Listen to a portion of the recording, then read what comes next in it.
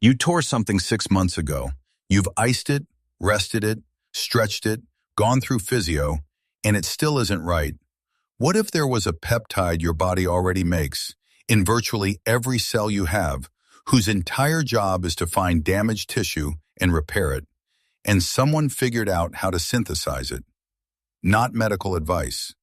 TB-500 is a research peptide, not FDA approved for human use. Talk to a physician before considering this. TB-500 is a synthetic version of Thymosin Beta-4. Let's talk about what TB-500 is actually doing inside your body, because the mechanism is genuinely interesting. TB-500 works primarily by binding to actin, a structural protein that is one of the fundamental building blocks of your cells.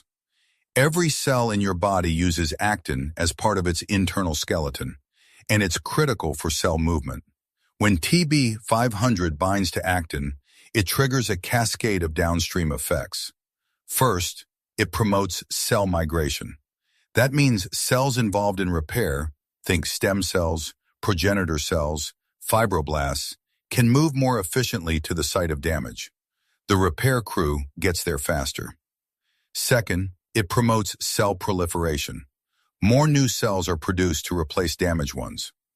Third, it upregulates cell-building proteins. Your body increases production of the raw materials needed for tissue reconstruction. Fourth, it promotes angiogenesis, the formation of new blood vessels. New blood supply to damaged tissue is critical for healing. Without adequate circulation, even the best repair signals in the world are limited. And fifth, it reduces inflammation. Specifically, TB-500 appears to downregulate pro-inflammatory cytokines, the signaling molecules that drive chronic, lingering inflammation. This is important because in many chronic injuries, it's the sustained inflammation itself that's preventing full recovery.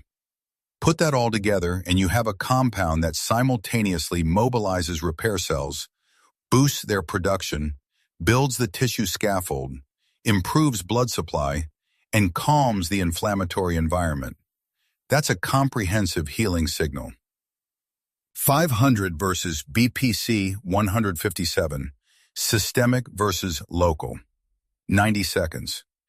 If you've spent any time in the peptide space, you've heard of BPC 157. It's often discussed alongside TB-500, and there's a reason for that. But they are not the same, and understanding the difference is actually one of the most useful things you can take away from this video. BPC 157 works primarily through what's called the FAK-Paxillin pathway, and it tends to act locally. That means if you inject it near a specific injury, say a damaged tendon in your elbow, it concentrates its action there. This makes BPC 157 excellent for gut healing, since you can administer it orally and it acts on the gastrointestinal tissue directly, and for targeted injuries where you know exactly where the problem is. TB-500 operates differently. It is systemic. Once it enters your bloodstream, it circulates throughout your entire body and finds damaged tissue.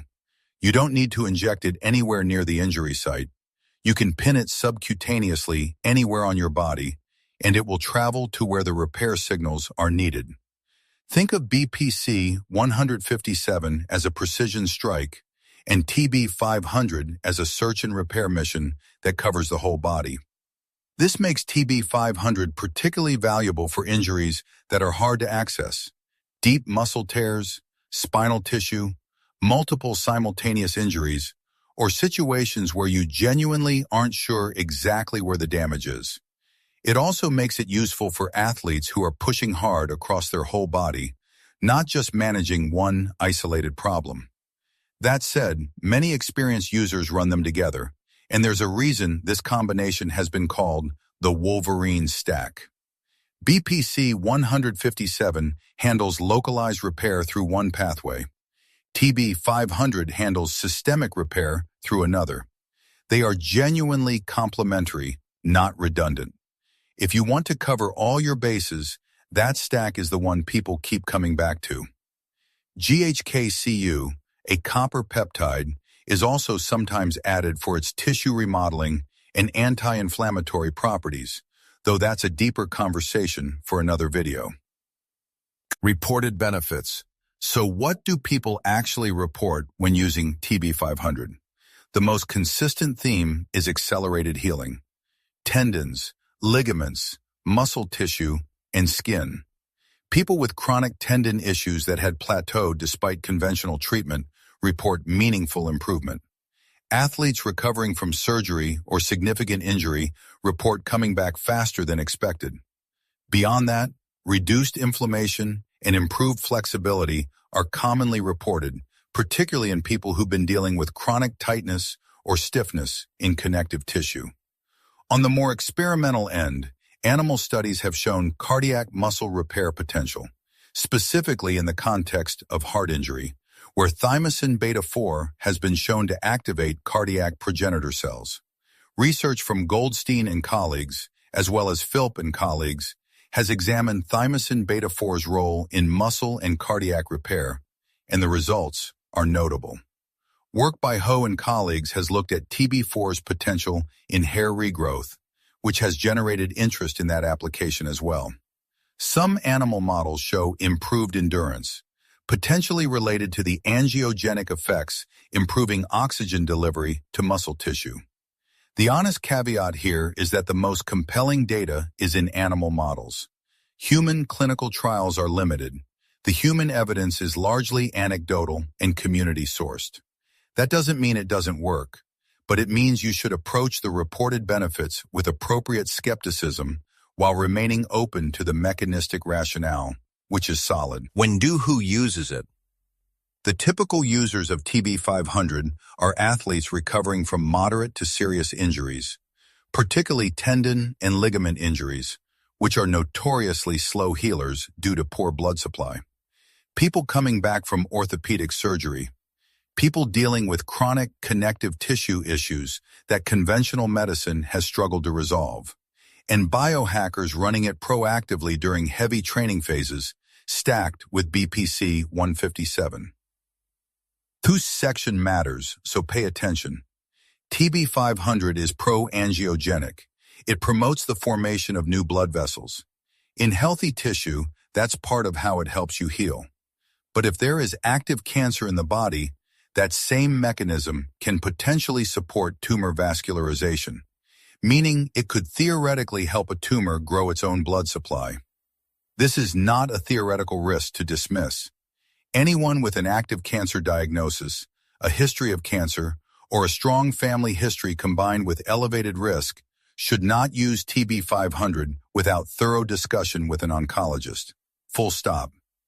Pregnancy is also a hard no. We have no safety data for TB-500 in pregnancy, and the cellular signaling effects are not something you want to experiment with in that context. Beyond those two, caution is warranted for anyone with a history of abnormal cell growth or any condition involving dysregulated cell proliferation.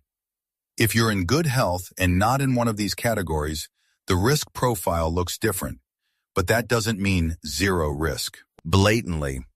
Dosage and protocol. Let's talk about how TB-500 is actually used, based on the reported protocols circulating in the research and user communities. The standard approach uses a loading phase followed by a maintenance phase. During the loading phase, typically 4 to 6 weeks, the common dose is 2 to 2.5 milligrams twice per week. The goal here is to saturate the system and drive the initial tissue repair response. After that, you move into maintenance, 2 to 2.5 milligrams once per week, or even once every 2 weeks. This sustains the signaling without continuously driving the same intensity of response. The overall cycle length people typically run is 8 to 12 weeks total, followed by a break. This isn't arbitrary. It reflects the idea that you want to use it to resolve an acute issue or support a healing phase, not run it indefinitely. Administration is subcutaneous injection, a small needle under the skin anywhere on the body. One of the advantages of TB-500's systemic action is that injection site literally does not matter in terms of where it acts. Most people use the abdomen, thigh, or deltoid area for convenience. For reconstitution and handling, TB-500 is typically sold as a lyophilized powder that you reconstitute with bacteriostatic water before use, same as most research peptides. Proper storage in the refrigerator after reconstitution and standard sterile injection practice applies. If you're also running BPC-157, they are typically injected separately, though some people use the same injection session. The protocols can run concurrently. Closing disclaimer. Before we wrap up, I need to be direct with you about a few things. TB-500 is not approved by the FDA or equivalent regulatory agencies for human use. It is sold legally as a research peptide only, meaning it is not approved for human consumption or self-administration. The protocols discussed in this video are drawn from research literature and community-reported experiences. They are not clinically validated in human trials at scale. Self-administering any injectable compound carries inherent risks including infection, contamination from unreliable sources, unknown purity and dosing accuracy, and biological risks we've already covered. The regulatory environment around peptides is also actively evolving. What is available today may not remain available. I'm sharing this information because I believe people deserve to understand the science behind what's being discussed in these communities. That is not the same as recommending you do it.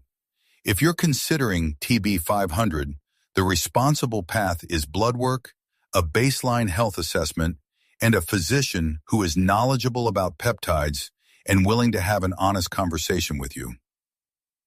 TB-500 is running just 1/6,000 less. Subscribe the quickly shirt that he's like people to come. If you are quickly working these manger or eventually shirt, just away that TB-500 and development. TB-500 is the legal, the properly impactively and againsive. The day blood work is just in anything. If you're charging here about Nenset is, the country hear what you know. If you charge blood work, just consider. If you another work in just a medical today, and you're proved to be a good work, it is not requirely for differences. If you are very muchably in ability that you get it stead, the dependent might people, and then you continue to very well for them, into work and additional work, it is not make it impaction by the area that consider to be in self. The stage power light as American system and from TB-500 that release the science situation with people, and every no will be a good. TB-500 is not remember to bring the people who as a not remain to be a crew in the first steps of convinces. If you're approaching this video, the procast is not be a fear which must instead there produce. If you have a regional, when they turn them above the members is not remain. For me, in attempt of community, they bring the people who is a little legal. The another work is not remain for this people. The TB-500 is not remain to be a crew. If you have a little prepared from you that people know where also turn at them, and they have a little prepared of them for the energy that people didn't will Pete, that TB-500 is research. That is TB-500.